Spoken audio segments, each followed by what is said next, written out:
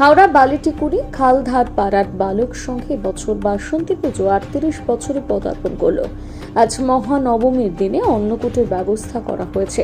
পুজো কমিটির সভাপতি সমীর নস্কর জানান, এলাকাবাসী ছাড়াও বিভিন্ন জায়গা থেকে আসা 4000 ভক্তদের বসিয়ে খাবারের আয়োজন করা হয়েছে। 50 নম্বর ওয়ার্ডের প্রাক্তন কাউন্সিলর ত্রিলোকেশ মণ্ডল জানায়, আজ রামনবমী। ভারতবর্ষ এমন একটা দল চালাচ্ছে যারা রামের দোহাই দিয়ে মানুষের মধ্যে বিভেদ সৃষ্টি করে।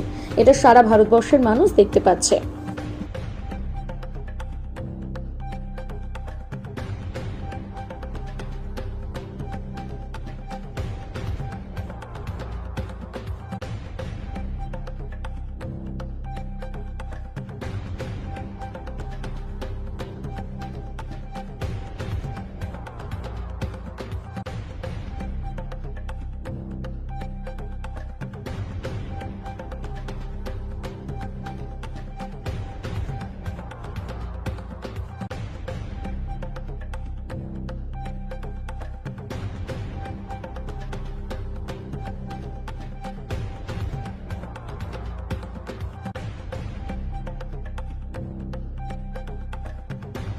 আয়োজন যেমন মায়ের পুজো হয় সেরকম মায়ের পুজো হচ্ছে।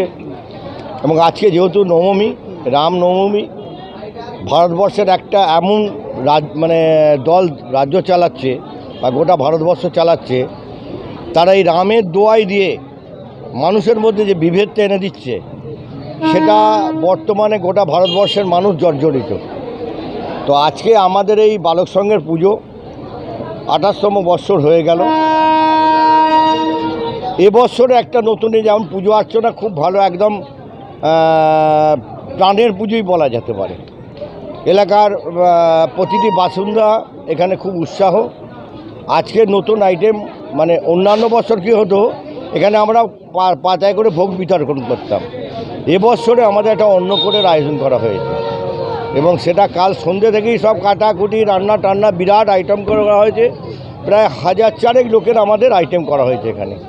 প্রতিটি মানুষ আসবে। আমাদের সকলের কাছে অনুরোধ যে আমরা আজকে রামনবমীর দিনেতে, যেহেতু আমাদের ভারতবর্ষ রামের একটা আধিপত্য, আমরা এখানেতে আজকে মানুষ যাতে অন্ন গ্রহণ করে, এটাই আমাদের সবচেয়ে মনের আশা, এটাই আমাদের।